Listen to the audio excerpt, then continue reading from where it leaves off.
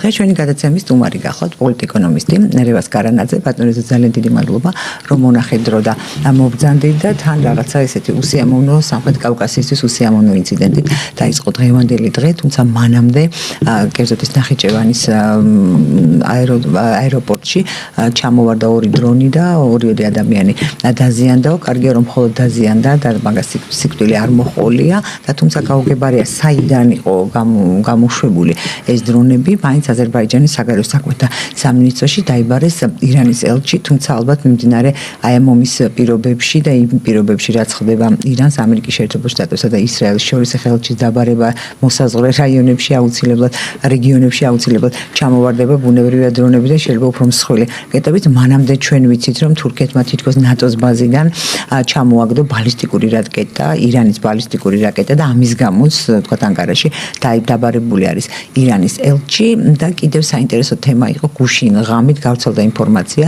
რომ სახმელეთო ოპერაცია შეიძლება განხორციელდეს თუ ქურთების მეშვეობით. ხოლო ერთი კვირის წინ გაჩნდა ინფორმაცია რომ თვითონ ირანში მცხოვრები ქურთები და 5 ქურთული ორგანიზაცია მსხვილი, ყველაზე მსხვილი გაერთიანდა ახალ კოალიციად და მათი მიზანი და ამოცანა, ორი ამოცანა დაისახეს, ეს ავტონომია მისთვის ქურთებისთვის და ასევე ირანის დღევანდელი რეჟიმის შეცვლა. და ეს საერთოდ კი რა საინტერესო და უჩვეულო დაემთხვა ინფორმაციას რომ სახმელეთო ოპერაცია ამერიკის შეერთებულ შტატებმა შეიძლება განახორციელოს სწორედ ქურთების მეშვეობით და ისევ ფიგურირებს ავტონომია და აი ნახეთ როგორ ირევა, იმიტომ რომ აი იჯაჭვება ინტერესები და ანტიინტერესები ერთმანეთის, იმიტომ რომ თუ კი ქურთები, მე ვფიქრობ რომ ქურთებს საერთოდ მრავალი წელია, რამდენიმე ათეული წელი უკვე საზარბაზნე ხორცად იყენებენ ამერიკის შეერთებულ შტატებში და მე არ ვიცი ისინი რატო არიან ამაზე თანახმად რას იღებენ ბენეფიტად და ბონუსებად, მაგრამ ფაქტია რომ ეს ასე არის და ქურთების მიერ სახმელეთო ოპერაციის დაწყება ალბათ ხელფეხს გაუხსნის ერდოღანს რომ დაიკავოს ირანის მასთან მოსაზღვრე ტერიტორია, მით უფრო ეს უკვე ირანის პარლამენტში, ირანის რა იყო თურქეთის პარლამენტში უკვე ისაუბრეს ამის შესახებ და უკვე ინტერესი და ჯახი არის ამერიკის შეერთებული შტატების, ისრაელისა და თქვათ თურქეთისა ქურთების ფაქტორიდან გამომდინარე. დავიწყო თუ შეიძლება აი ამ ნახიჩევანის ამბით, იმიტომ რომ უკვე მოსწვდა, ასე ვთქვათ, იარაღი, რომელიც გამოჩნდა ჩვენს რეგიონში, მახლობელ აღმოსავლეთში და გეოპოლიტიკურ სცენაზე, სამხრეთ კავკასიას და რა საფრთხე შეიძლება ეს უქადდეს ჩვენს რეგიონს და რა მიზნები შეიძლება ჰქონდეს ამერიკის შეერთებულ შტატებსა და ისრაელს ირანზე თავდასხმით იმავე სამხრეთ კავკასიის მიმართულებით. პირველ რიგში მოგესალმებით და მივესალმებით თქვენს სმენასა და მაყურებელს. ძალიან დიდი მადლობა მოწვევისთვის. ვითარება არის ძალიან რთული, იმიტომ რომ ჩვენ ჩრდილოეთით მიმდინარეობს ომი უკვე 4 წელია. ახლა უკვე კალში ვართ და ცხელი წერტილი არის ჩვენ სამხრეთით. პირველ რიგში ძალიან მიხარია რომ ჩვენს მეზობელ აზერბაიჯანში არავინ არ დაიღუპა ამ აფეთქების შემდეგ. გამომდინარე იქიდან რომ მე ვფიქრობ რომ საქართველოს მაინც განსაკუთრებული ურთიერთობა და განსაკუთრებული ყურადღება უნდა ჰქონდეს თავის სამხრეთ კავკასიელ მეზობლებზე, აზერბაიჯანსა და სომხეთზე. პირველ რიგში ვიტყოდი იმას რომ ჯერჯერობით გამოძიება მიმდინარეობს, საიდან ან ვისი მეშვეობით მოხდა ეს დაბომბვა. გამომდინარე იქიდან რომ ლოგიკურად თუ ვიმსჯელებთ ირანის ისლამურ რესპუბლიკას ნამდვილად არ უნდა აწყობდეს ან აზერბაიჯანთან ან თურქეთთან ურთიერთობის დაძაბვა და ავტომატურად იმის მინიჭება რომ ეს მოხდა ავტომატურად ირანიდან მე ვფიქრობ რომ ჯერ ნაადრევია მაშინ როდესაც ირანმა წინაზე თურქეთზე მომხდარი ეგრეთ წოდებული შეტევა ნატოს ბაზაზე უარყო. მიუხედავად იმისა, რომ არაბულ ქვეყნებზე, ამერიკულ ბაზებზე და ამერიკულ საკონსულოებზე თავდასხმა ირანმა არ უარყო. განსხვავებით თურქეთისა და აზერბაიჯანის შემთხვევებიდან. ნახოთ ახლა ეს აზერბაიჯანში რა მოხდება და როგორ გაირკვევა, გამომდინარე იქიდან რომ შეიძლება ვივარაუდოთ, რომ ვიღაცას შეიძლება სურდეს, ან ვიღაცებს სურდეთ ჩრდილოეთის ფრონტის გახსნა, ან ეთნიკური აზერბაიჯანელების ამბოხი, რომლებიც კომპაქტურად არიან დასახლებული თაბრიზის ქალაქის გარშემო, არდაბილის გარშემო და კონკრეტულად ურმიის ტბის გარშემო, რაც არის ჩრდილო-დასავლეთ ნაწილი ირანისა. მიუხედავად იმისა, რომ აიათოლა იყო ნახევრად აზერბაიჯანელი, მოქმედი პრეზიდენტიც ასევე შერეული ეს ეთნიკური კომპოზიციები ძალიან დიდი გავლენა აქვს აზერბაიჯანელებს. იმპერიის თავისებურება არის საერთოდ, რომ იმპერიაში ხალხები აზერილია ერთმანეთში და ისინი ორგანულად ითვისებენ სხვადასხვა ეთნოსებს და თავიანთ იმათ, ასე ვთქვათ, გადახარშავენ. ბევრი სხვადასხვა ირანული ხალხები ცხოვრობს, ლურები, სპარსები, ბალუჩები და ასე შემდეგ. ცხოვრობენ ასევე არაბები, ცხოვრობენ ასევე თურქულენოვანი ხალხები, აზერბაიჯანელები, თურქმენები და ასე შემდეგ ირანის ტერიტორიაზე და ამაზე ადრეც იყო საუბარი, რომ მაგალითად, როდესაც 12 დღიანი ომი იყო 2025 წელს, იყო მცდელობები და ღია მოწოდებებიც ეთნიკური უმცირესობებისაკენ, რომ ისინი ასე ვთქვათ გააქტიურებული. ჩვენ გვახსოვს, რომ როდესაც შიდა არეულობები მიმდინარეობდა ერთი თვის წინ ირანში იყო მოქმედებები გადაადგილებისა ქურთების მხრიდან ერაყიდან ირანის მხარეს და ჩვენთვის ცნობილია რომ თურქეთმა მიაწოდა ასე ვთქვათ გაფრთხილება ირანს რომ დიდი რაოდენობით თურქული უბრალოდ ქურთული გასავად ქურთული რაზმები გადაადგილებოდნენ ირანის მიმართულებით და მათი განეიტრალება მოხდა. თურქეთი არის ერთ-ერთი ყველაზე დიდი მოწინააღმდეგე ირანში და სხვათა შორის იქ ძალიან კარგად ჩანდაო რომ ეს ამბოხები და ის გამოსვლები იყო სწორედ კომპაქტურად ქურთებით დასახლებულ რეგიონებში ირანის ეს ჩანდაო მოკეთ აშკარად რომ ასეც ითქვა მაშინ ნარეულობების დროს. ქურთებს არაერთხელ დაჰპირდა დასავლეთი რომ თუ ისინი შეასრულებდნენ მათ გეოპოლიტიკურ მიზნებს ისინი დაჯილდოვდებოდნენ ან ავტონომიით ან სახელმწიფოთი, თუმცა ეს ჯერჯერობით ასე არ მოხდა და უკვე რამდენად მოატყუეს. ერაყში არის ავტონომია, რომელიც დიდი ხანია მოქმედებს, რომლის დედაქალაქიც არის ერბილი. თუმცა განსხვავებით ერაყისგან ძალიან დიდი რაოდენობით, ყველაზე დიდი რაოდენობით ქურთი დღეს ცხოვრობს თურქეთში. თითქმის 1/3 თურქეთის აღმოსავლეთისა და სამხრეთ-აღმოსავლეთის ტერიტორიის არიან ეთნიკური ქურთები. და თურქეთი არასდროს არ დაუშვებს იმას, რომ შეიქმნას ქურთისტანის სახელმწიფო ან სახელმწიფოსნაირი წარმონაქმნი მის საზღვრებს გარშემო, რომელიც ავტომატურად შეუქმნის საფრთხეს შემდეგ თურქეთის რესპუბლიკის ინტერესებს.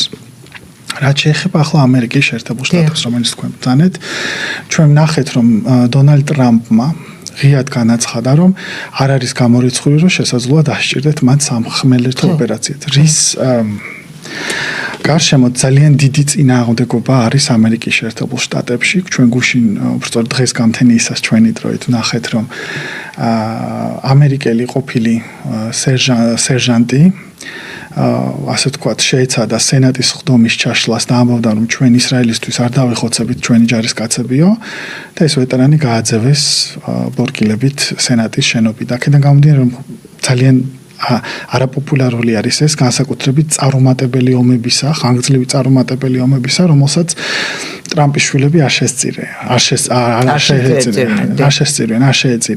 შეეწირნენ ღარიბი და ძირითადად შრომელი კლასის ამერიკელები ერაყსა და ავღანეთში და ჩვენ ვნახეთ, რომ თალიბანი შეცვალეს 20 წლის შემდეგ ისევ თალიბანი და ტრილიონები დაიხარჯა. ერაყშიც ასევე წარუმატებელი იყო ოპერაცია. უბრალოდ განსხვავება ის არის, რომ და ასევე იმასაც დავამატებ, რომ მხოლოდ 27% თვითონ ამერიკული ტელეკომპანიები უწყებიან, რომ მხოლოდ 27% ემხრობა ნებისმიერი სახის ომს ამერიკის შეერთებულ შტატებსა და ირანს შორის და განსაკუთრებით უფრო დაბალი იქნება უკვე სახმელეთო ოპერაციის დაწყება, რომელშიც შესაძლოა უფრო დიდი რაოდენობით მსხვერპლი ნახონ თავად ამერიკელებმა და ამერიკელმა ჯარისკაცებმა. განსხვავებით 2003 წლისგან, როდესაც რესპუბლიკელების მაშინდელი ადმინისტრაცია ჯორჯ ბუშისა და დიკ ჩეინის მეთაურობით, პრეზიდენტის და ვიცე-პრეზიდენტის მეთაურობით, მე მახსოვს კოლინ პაუელი, სახელმწიფო მდივანი, გაერთიანებული ერების ორგანიზაციაშიც კი მივიდა და ცდილობდა ეჩვენებინა, რომ თურმე სადამ ჰუსეინი ერაყში ქმნიდა მასობრივი განადგურების ერაყს, რაც შემდეგ აღმოჩნდა, რომ ეს იყო აბსურდი. მაგრამ განსხვავება ის არის, რომ ადრე ეცადნენ მაინც, ასე ვთქვათ, მიზეზი გამოეგონა და დღევანდელ და მოემზადებინათ საზოგადოებრივი აზრი. ეს არ მომხდარა. მარკო რუბიომ თქვა, რომ ჩვენო პრევენციულათო დავიწყეთ ომიო, რადგან ჩვენ თუ არ დავიწყებდით, ისრაელი დაიწყებდა, მერე მოიწყებდა ჩარევავდა. ეს ურთიერთგამომრიცხავ ამერიკის თავდაცვის მინისტრის სხვა რამეს ამბობს, თავდაცვის მდივანი ტრამპის ასე ვთქვათ, მიზეზ შედეგობრიობაც არათანმიმდევრულია და აქედან გამომდინარე ძალიან დიდი უკმაყოფილება არის ამერიკის შეერთებული შტატების შიდა პოლიტიკაში. ჩვენ ხედავთ ერთ-ერთი ესე ვთქვათ პრეტენდენტი დემოკრატების ნომინანტისა შემდეგ საპრეზიდენტო არჩევნებში კალიფორნიის გუბერნატორმა პირდაპირ არალეგალური ომი უწოდა გევინ ნიუსომმა ამ ტრამპის ამქმედებას და მათ შორის ტრამპის ძალიან დიდი მხარდამჭერები, მაგალითად ყოფილი კონგრესმენი ქალბატონი მარჯორი ტეილორ გრინი და ეს ასე ვთქვათ, კონსერვატიული ნაწილი ძალიან უკმაყოფილო. მათ შორის ცნობილი ჟურნალისტები ტაკერ კარლსონი და მეგან ქელი და ამბობენ, რომ ეს იყო გაუმართლებელი ომი, ტრამპი დაგვპირდა ჩვენ რომ ის ომს არ დაიწყებდა და ნებისმიერი ომის დაწყება ამერიკის შეერთებული შტატების კონსტიტუციის მიხედვით საჭირო არის კონგრესის თანხმობით. კონგრესის თანხმობა ჩვენ არ ქონია და აქედან გამომდინარე ეს თვითონ კონსტიტუციასაც არ ღვევს. არაფერს აღარ ვამბობ უკვე საერთოდ მოდი ვიტყოდი აღარ არსებულ საერთაშორისო სამართლის ნორმებზე, რომელიც აბსოლუტურად მოშლია და მე ვფიქრობ, რომ საერთაშორისო სამართლის ნორმების მოშლა ძალიან დიდ საფრთხეს იწვევს განსაკუთრებით მცირე სახელმწიფოებისთვის, როგორც დაუცველები ვართ, აბსოლუტურად დაუცველები. და ქვეყნები რეალურად, რომელსაც ბირთვული იარაღი არ აქვთ, არიან ძალიან დაუცველები. სამწუხაროდ. ჩრდილოეთ კორეას ხელს ვერავინ ვერ ადებს ახლა, იმიტომ რომ მას აქვს ძლიერი ბირთვული იარაღი, რომელიც და რამოულის თავში არავინ იცის. ეს ამთავარი კიდევ, მაგრამ არც ისეთი უგონოა მე. იცით რა არის? მე ვფიქრობ, რომ ხშირ შემთხვევაში ჩვენ გვეუბნებიან ვიღაცა არარაციონალური არისო და ბევრად პრორაციონალურად იქცევენ, ვიდრე ისინი, ვინც ამბობენ, რომ ირაციონალურები არიან სხვებსო. მე ვერ ვხედავ რაციონალურობას ამერიკის ამ პოლიტიკაში, მათ შორის ვერც ევროპის ლიდერების პოლიტიკაში, იმიტომ რომ 90 მილიონიანი ირანის დესტაბილიზაციას, რომელსაც შემდეგ მოყვება ეკონომიკური დესტაბილიზაცია რეგიონში, დუბაის და სხვა ფინანსური ცენტრების ჩამოშლა. ამას მოყვება შემდეგ, რა თქმა უნდა, 1000 უბედურება, მათ შორის მილიონობით ახალი ემიგრანტი, საერთოდ ევროპისკენ.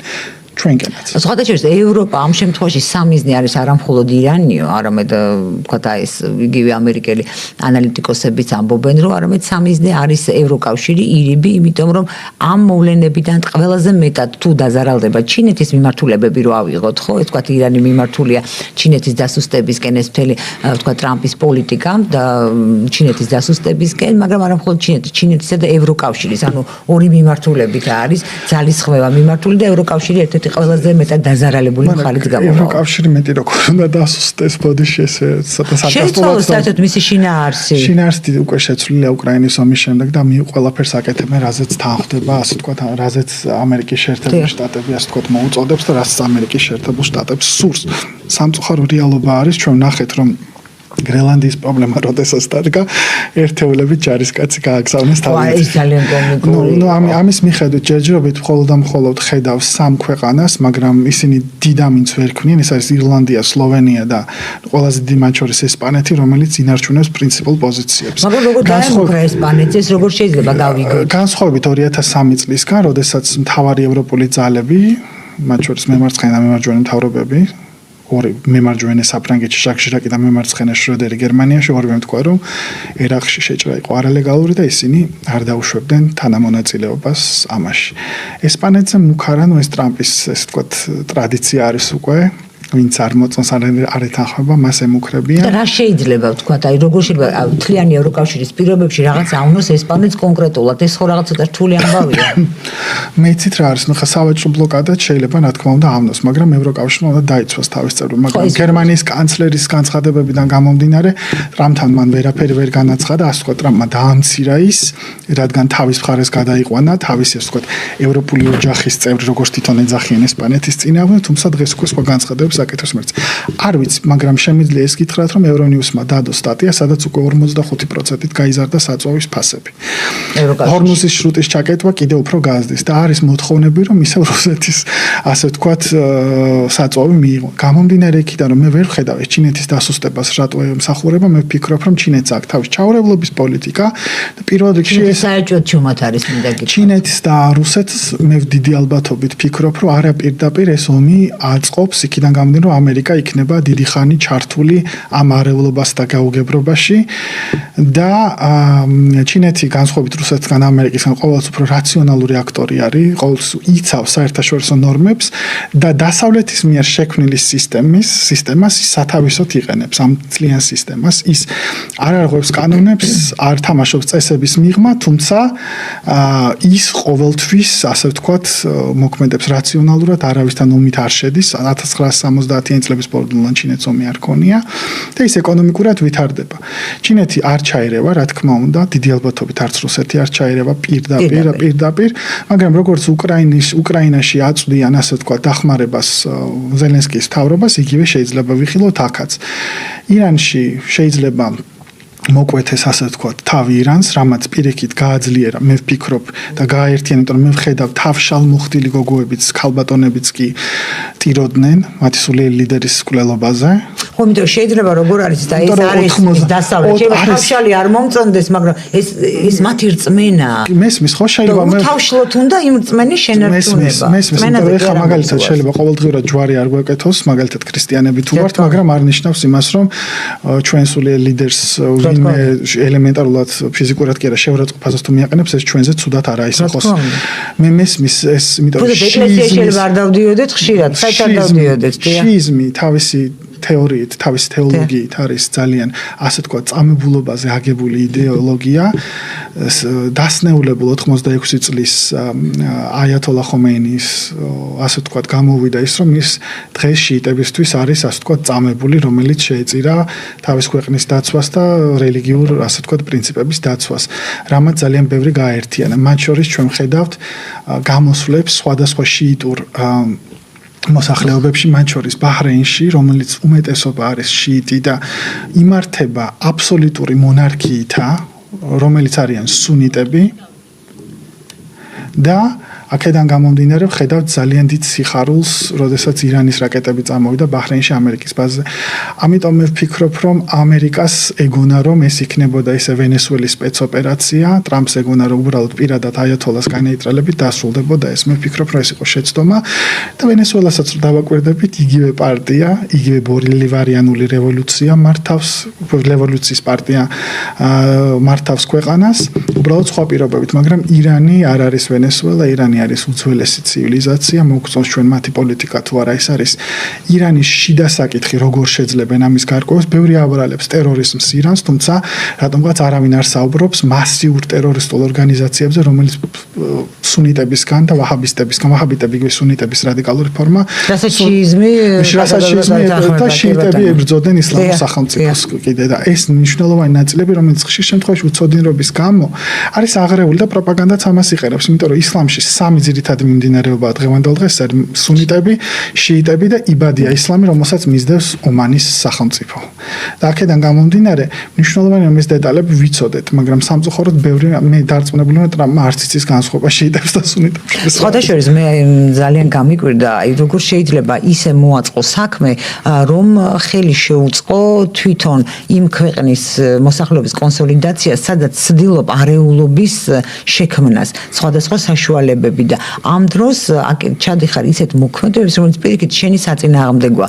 ახლა ტრამპმა შეიძლება არ იცოდეს, მაგრამ ეს თვითონ აი იმათაც აქვთ ანალიტიკური ცენტრები, იმათაც აქვთ, კი არა, იმათ აქვთ თუ აქვთ ანალიტიკური ცენტრები და კი ბატონო, ჩვენი ტოპ ტვინების მსგავსი რაღაცა პრობლემებია იქ თუ აი რა ხდება, მარტო აი ჩემთვის გაუგებარია. მე სხვათაშორის მესმის ისიც როგორია, როგორც რუსეთისთვის იყო სასიცოცხლოდ მნიშვნელოვანი, რომ არ გაწევრიანებულიყო უკრაინა ნატოში და არ ქცეულიყო ის პლაცდარმად ნატოსთვის, ასევე ამერიკისა და ისრაელისთვის სასიცოცხლოდ მნიშვნელოვანია ირანი იყოს ალაგმული ან და დაშლილი.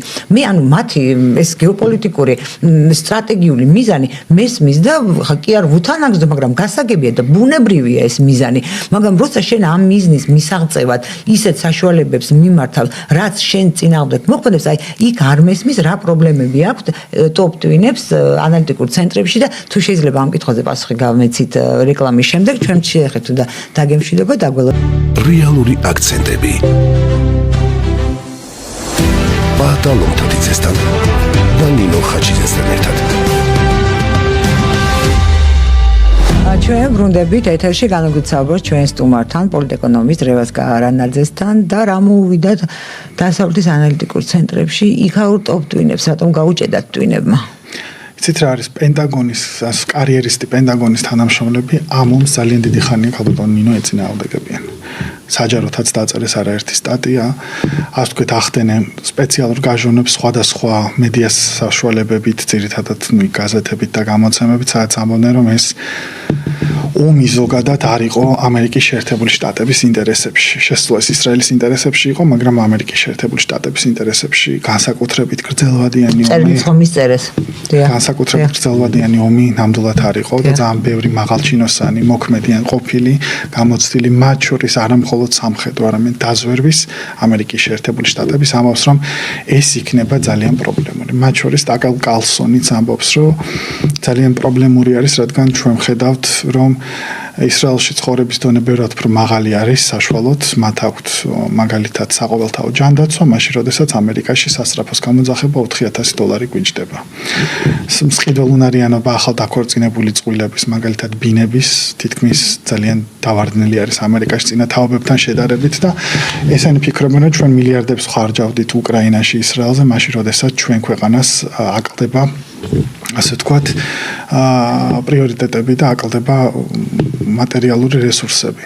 და ამაზე არ საუბრობ მე ოპოზიციაზე ახლა, დონალდ ტრამპის ოპოზიციურ პარტიაზე, ამას საუბრობ რესპუბლიკელებზე და უფრო ძველ რესპუბლიკელებზე და უფრო ძველ კონსერვატორებზე, რომლებიც არიან რესპუბლიკური პარტიის წარმომადგენლები. მე ხა მე თვითონ კონსერვატორი არ ვარ, მე მემარცხენე ტრადიციიდან მოვდივარ და მე დამერწმუნეთ, რომ იქ კატეგორიული წინააღმდეგობა არის დონალდ ტრამპის ამ გადაწყვეტილებებისა და ზოგადად ამ ასე ვთქვათ საომარი პოლიტიკისა.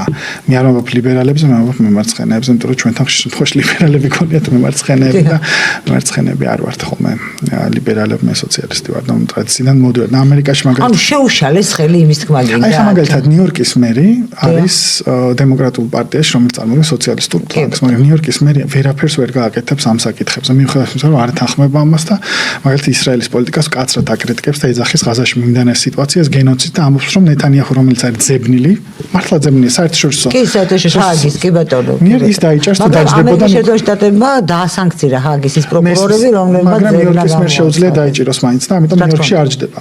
თვითფრინავი იმის ნეთანიაჰუს, მაგრამ განსხვავება არის. მე შეუძლია რა ხო, იმიტომ რომ იმათ ავტონომიური მმართველი, კი ბატონო. ფედერაცია და მაგრამ განსხვავება ის არის, რომ ხა ყველა შტატში სხვადასხვა მიმართულებებია და ასე შემდეგ. მაგრამ რესპუბლიკური პარტიის ეს ქმედებები ძალიან ბევრი ამბობს, რომ შიდა საკითხების, შიდა კრიზისების გადაფარვასაც ეხმარება, არა მხოლოდ ისრაელის გავლენის საკითხი, არამედ მაგალითად ის, რომ ეპსტინის საკითხებზე რა დევს სიტყვაზე ესეთი. ეს კაცი ეპშტაინია თუ ეპსტინია ვერ გავაგონ, ანუ ეპსტაინი, იმიტომ რომ ეპშტაინ არის გერმანულად. გააჩნია საიდან ხო, კი ბატონო. ხო და ესეთი სიტუაცია არის, რომ რა დევს ტრამპზე სიტყვაზე, იმიტომ რომ ჩვენ ვნახეთ ძალიან ფეთქებადი დაკითხვა ამერიკის შეერთებული შტატების გენერალური პროკურორისა კონგრესში. ჩვენ შემდეგ ტრამპი თან პირდებოდა ამ ყველაფერს გამოვცემა, მაგრამ გამოსცა რაღაც ნაწილები მას შემდეგ, რაც მისი საარჩევნო ხარდამჭერები აუბუნდნენ. ვნახეთ ძალიან დიდი უკმაყოფილება მათ შორის ტრამპის ხარდამჭერებში, როდესაც ამერიკის შეერთებული შტატების მოქალაქეები მოკლეს აისმა, ანუ სასაზღვრო პოლიციამ, ესე ვთარგმნით ქართულად, საიმიგრაციომ ორი ადამიანი მოკლა. მათ შორის ერთი იარაღის გამო, მაგრამ იარაღის ტარების გამო ამერიკელებმა, რესპუბლიკელებმა წინაზე თავიანთი ხარდამჭერები გაამართლეს ამერიკაში მეორე შესწორების შემდეგ კონსტიტუციაში ჩვენ გვაქვს უფლება იარაღი ვატაროთ, თუმცა ახლა ამართლებენ, რომ იარაღი ქონდა და იმიტომ მოვკალითო. მიუხედავად იმისა, რომ იარაღი გაგდებული ქონდა, ძირს იყო დაცემული ეს ადამიანი და მას ზედაც აღლაქები და ამერიკულ დემოკრატიასაც ვიბაროთ, მაგრამ აი რატომ არასწორ ინფორმაციას მაინც ამას დაუბრუნდები, არასწორ ინფორმაციას აწოდიან ტრამპს თუ ორივე არის, არ არის ერთმანეთისგან გამორთული. სხვა ინტერეს ჯგუფებს თავიანთი ინტერესები აქვს და ამერიკა არის ლობიზმის, ასე ვთქვათ, ცენტრი მსოფლიოში. ჩვენ თავზე მეხთამეობის მარტივად რო ვთქვა, თუმცა ქვია ლობიზმი. ჯო ვილსონი რო ავიღოთ, რომელიც საქართველოსზე დაარბოდა, ხო? ამბობდა ბაიდენის დროს, რომ რუსული მთავრობა ეს. უცებ შეიცვალა ტრამპი და შეცვალეს სიტყვები რუსული, ჩინური და ირანულით, ხო? აქედან გამომდინარე, ეს არის სერიოზული პრობლემა ამერიკაში ლობიზმის. ჩვენ ვნახულობთ სხვა სენატორებს, რომლებიც ამერიკაზე წინ ხშირ შემთხვევაში სხვადასხვა არა მარტო ქვეყნების, არამედ სხვადასხვა კორპორაციების ინტერესებს აყენებენ. რომლებიც ფულს უხდიან, ვინც უხდის ფულს? ეს ფარათი ძალიან გამჭვირვალეც არის ამერიკის შეერთებულ შტატებში. აქედან გამომდინარე, ეს არის ორივე. მე დარწმუნებული ვარ, რომ ეს ორივე საკითხი არის. ერთი არის ის, რომ სხვადასხვა ინფორმაცია არის, ზოგი სწორია, ზოგი არასწორია და მეორე არის ასევე ის შიდა პოლიტიკური და შიდა, ასე ვთქვათ, რეიტინგის საკითხები, რაც უბიძგებს ამ ყველაფერთან ერთად, მაგალითად ადმინისტრაციამ გადადგას რაღაც კონკრეტული მმართველობით. ნაბიჯები, ორივე არის. აი თქვენ ბრძანეთ რომ ჩინეთი აკვირდება რაციონალურად ცდილობს გამოიყენოს აი ეს საერთაშორისო სისტემა და ის წესები სათავისოდ თან არ ეკუთვნის ის თქვა იმ სამყაროს რომელმაც სამყარომაც შექმნა რა ეს საერთაშორისო სისტემა ეს არის ძალიან საინტერესო ნაით კომუნისტური რეჟიმია გვინდა არ გვინდა და ფაქტობრივად ერთგვარი ისიც არის საფრთხობელაც არის დასავლეთისთვის იმიტომ რომ კომუნისტური რეჟიმმა მიაღწია ისეთ სიმაღლეებს მიუხედავად მახინჯი მმართველობისა როგორც დასავლეთი ამბობს ხო და ჩვენც როგორც საბჭოთა გამოცდილება რო გვაქვს იმას ჩვენც მახინჯი მმართველობას შინაგანთან საბჭოსაც მე მაგალითად არ მომწონს მმართველობის ის სისტემა ვუწოდეთ მაგრამ ხა არ აქვს ნიშნობა მე რა მომწონს და რა არ მომწონს არის ეს მოსაზრება რომ უკრაინა გამოყენებულია როგორც პროქსი სახელმწიფო პროქსი ომის საწარმოებლად დასავლეთსა და რუსეთს შორის და შეიძლება ჩინეთისთვის და რუსეთის განსაკუთრებით იყოს ხელსაყრელი ახლა ის რაც დაიწყო ირანში იმიტომ რომ ირანი გახდეს მეორე უკრაინა ანუ პროქსი ქვეყანა პროქსი ომისთვის ჩინეთ რუსეთსა და ამერიკის შეერთებულ შტატებს შორის თქვენ როგორ ფიქრობთ მე ფიქრობ რომ ძალიან ლოგიკური და რაციონალური მსჯელობა არის ეს და ძალიან ასე ვთქვათ მე ვიტყოდი რომ შესაძლებელია ამ პარალელების გავლება უბრალოდ თუმცა უნდა დაველოდოთ ჯერ დროს და რამდენიმე კვირა გვიჩვენებს რა თქმა უნდა ეს არის მართებული მოსაზრება ჩვენ ვხედავთ რომ ირანი არის ბრიქსის წევრი რომელიც არის ასე ვთქვათ რუსეთი, ბრაზილია, სამხრეთ აფრიკა, ინდოეთი და ჩინეთი და სხვა ასევე ეგვიპტე, ემირატები და სხვა ქვეყნები გაერთიანებული ამაში რომლებიც ცდილობდნენ ძალიან დიდი ხანია შექმნან საერთაშორისო სარეზერვო ვალუტა, რომელიც იქნება ალტერნატიული დოლარისა, რაც ამერიკის შეერთებულ შტატებს ხელს შეუშლის სხვადასხვა ქვეყნების დასანქცირების ძალის გამოყენებაზე. ამისი ნათელი მაგალითი არის ის, რომ მარკო რუბიომ ჯერ კიდევ 2024 წლის მე მგონი ნოემბერი იყო თუ ოქტომბერი აღარ მახსოვს. ზუსტად საჯაროდ განაცხადა, რომ ჩვენი მთავარი პრობლემა არის დოლარის ჩანაცვლებაო. და აქედან გამომდინარე ამერიკისთვის ძალიან მნიშვნელოვანი არის, რომ ირანი როგორც ასე ვთქვათ, ცალკე ცენტრი უმდიდრესი ნავთობითა და გაზით იქნას დასუსტებული, რომელიც არ გამყარებს გამაკავშირებელი. რომელიც არ გამყარებს, ასე ვთქვათ, ანტიდოლარულ დოლარულ ასე ვთქვათ პოლიტიკას, იმიტომ რომ საბოლოო ჯამში რაც არ უნდა გვინდოდეს და ვუყურებდეთ გეოპოლიტიკურ ჭრილს, რაც არის ისრაელის საკითხი, ამერიკის შეერთებული შტატების საკითხი, დადის ყველაფერი დოლარზე. და დოლარს თუ ექნება სხვა ჩანაცვლება მოეძებნება, ეს ამერიკას ასე ვთქვათ გამოაცლის უდიდეს იარაღს. ეს არის ბირთვული იარაღზე უფრო დიდი იარაღი, როდესაც აი მაგალითად საქართველოშიც ბინებზე ფას დადება, კი არის ლარში, მაგრამ ყველა დოლარში ანგარიშობს, ხო? საერთაშორისო ვაჭრობას დოლარში ხდება, მაგრამ თუ ნდობა აღარ იქნება დოლარისადმი, რაც დაიწყო რუსეთის დასანქცირებით, როდესაც ამერიკის შეერთებული შტატების მთავარი მოკავშირე ერთ-ერთი არაბული სახელმწიფოებიდან, საუდის არაბეთი, იწყებს ვაჭრობას ჩინეთის სახალხო რესპუბლიკასთან, ჩინურ ვალუტაში, რემნიმბიში, იგივე იუანში, ეს უკვე ძალიან ასე ვთქვათ საგანგაშო სიგნალი არის ამერიკის შეერთებული შტატებისთვის და ეს ქვეყნები როდესაც აღარ იყენებენ ერთმანეთში ვაჭრობისთვისაც დოლარს, იმიტომ რომ ეს ქვეყნები არიან უდიდესი ეკონომიკები, ჯერ მარტო ჩინეთი რადგირს, მიუხედავად იმისა, რომ მთლიანი ბიუჯეტით, ასე ვთქვათ, ჩინეთი მეორე არის, მყიდველუნარიანობის პარიტეტით ჩინეთი უკვე დიდი ხანია პირველი ეკონომიკაა მსოფლიოში და ეს თავისთავად ამერიკის ჰეგემონიას ის ყოველთვის დარჩება ძლიერ უძლიერეს სახელმწიფოს ერთ-ერთ ეგრეთ წოდებულ great powers, რაც ქვია დიდ ძალას ინგლისურად.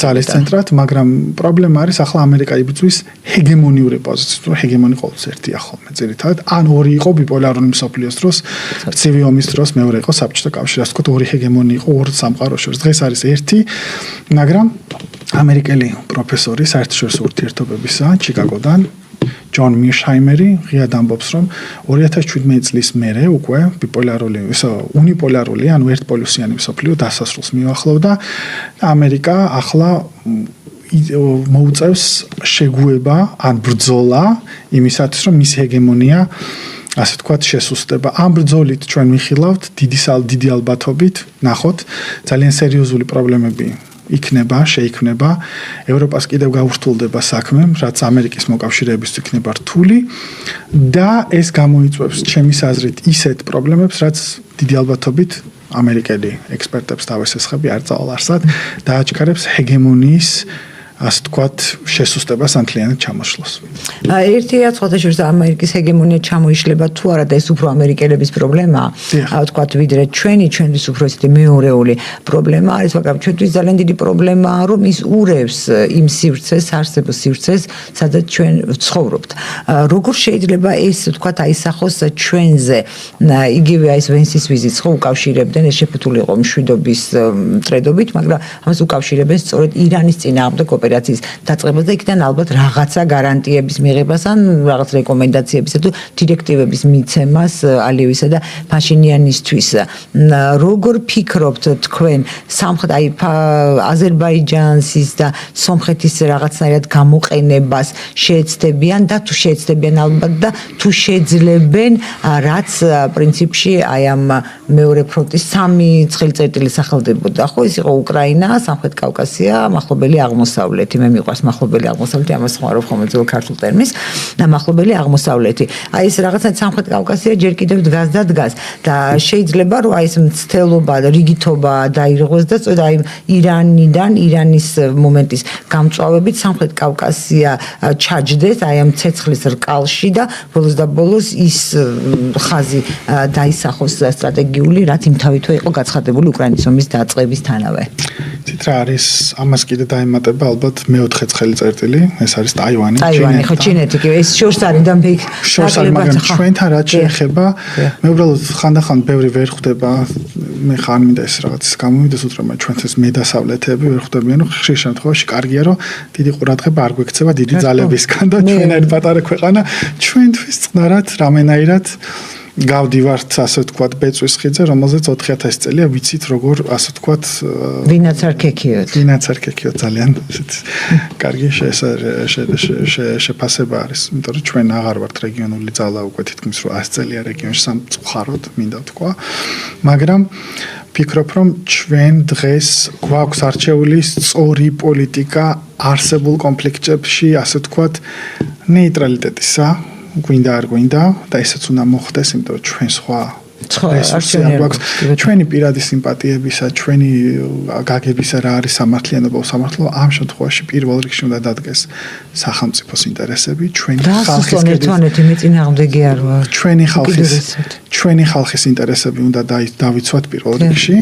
რაც შეეხება აზერბაიჯანსა და სომხეთს, არ არის გამორიცხული თქვენ რაც თქვით, მაგრამ მე ნაკლებად გქონია რომ ალიევმა და ფაშინიანმა მაშინ როდესაც ხდება სიტუაციის დათმობა, ასე მარტივად დაუჯერონ უბრალოდ ვიღაც GD Events რომ თავიანთი ასე ვთქვათ სახელმწიფოები გამოაყენებინონ ვიღაცებს და მე ვფიქრობ რომ იმეც ვიტოვებ, მოდი არ ვიტყვი ვფიქრობ, იმიტომ რომ არანაირიც ყველაზე როგორ დამთავრდა, მე ვიცი რომ ჩემი ქვეყანა იქცევა სწორად, მე ვერ ავიღებ პასუხისმგებლობას რამდენადაც არ უნდა მინდოდეს ჩემ ძვირფას მეზობლებზე სომხეთზე და აზერბაიჯანზე და მე ვისურვებდი რომ ჩვენ გქონდეს მჭიდრო ეკონომიკური კავშირი და ჩვენ ერთმანეთს რამენაირად დავეხმაროთ ჩვენ სამი ქვეყანა და ვივაჭროთ ერთმანეთთან კულტურული ურთიერთობები გქონდეს და ეს გავარღმავოთ ვიდრე ჩვენ გამოვაყენებინოთ ჩვენი თავი ვიღაც დიდ ძალებს, იქნება ეს დასავლეთი, იქნება ეს რუსეთი, იქნება ეს თურქეთი, იქნება ეს ირანი, თუ იქნება ეს ჩინეთი და მე ვფიქრობ რომ იმეც ვიტოვებ რომ მოიქცევიან სომხეთშიც და ბაქოშიც გადაწყვეტილების მიმღებები, მე ჯერა მათ რაციონალურობაში და მათ გონიერებაში და გონიერ გადაწყვეტილებებს მიიღებენ და არ ჩაერთვებიან არანაირ ესკალაციურ სიტუაციებში. და საინტერესო იყო ტრამპმა გააკეთა კიდე ასეთი განცხადება გარდა მსახურსა შეგრძნებები, დასაბუთებული შეგრძნების დონეზე. ჩვენთან დასაბუთებული ეჭვი იყო, ხა იქ ეთყვა დასაბუთებული შეგრძნებები, რომ ირანი აპირებდა ასე თქვა თავდასხმას და ამიტომ დაასწრეს.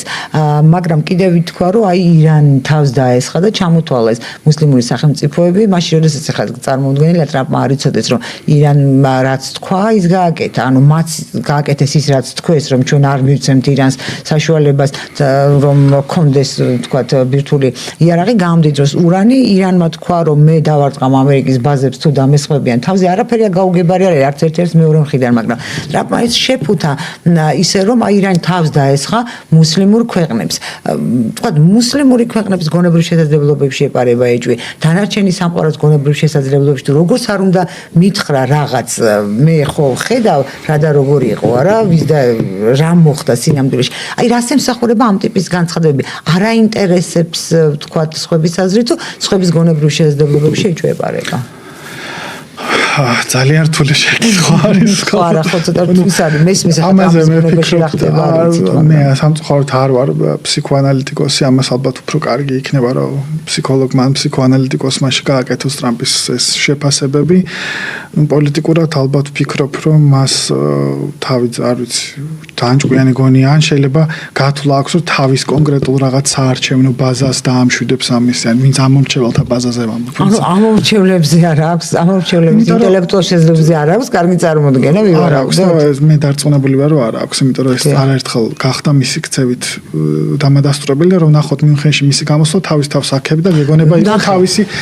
წინასაარჩევნო კამპანიაში გამოსვლა აი ზუსტად ეს შეფასება ძალიან დიდი ბოდიში მაგრამ მე ვფიქრობ რომ ამერიკის ძალიან დიდი ნაწილიც კარგად იგებს და კარგად ხვდება რა ხდება ნახა ტრამპს თავის კონკრეტულ საარჩევნო ბაზაზე აქვს გათვლილი ეგ სხვა იმიტომ რომ ძალიან ბევრმა დამოუკიდებელმა კანდიდატმა რომელმაც მათ შორის პოდკასტერმა დაუჭირა მხარი ტრამპს დღეს ბოდიში და პირდაპირ აგინებს ტრამპს პირდაპირ ეთერში რადგან მან მოგვატყუა და იმიტომ რომ დამოუკიდებელი ამორჩევა რომ არც დემოკრატია არც რესპუბლიკელი პარტიული კუთვნილებით ამერიკაში ეს არიან ხოლმე გადაწყვეტილების მიუხედავად და აი თუ იქნება როგორ ფიქრობთ თქვენ ჩვენ 2 წუთი გვაქვს აი წუთნახევარი სადღაც 2 წუთი და ამას მაინც კითხავთ იგივე ირანი როდესაც ამბობს ირანის ეს ძელისა ის აქვს სახელწოდება ეროვნული საფრთხების უმაღლეს საბჭოს ხელმძღვანელმა თქვა რომ არ შეარჩენენ თავიანთი სულიერი ლიდერის მკვლელობას აქვს ამისი პოტენციალი თუ ისიც ცოტა ამეტებს ტრამპის არ იყოს დაველოდოთ და ვნახოთ რამდენი ხანი გაგრძელდება ირანისთვის ახლა არის სტრატეგიულად ის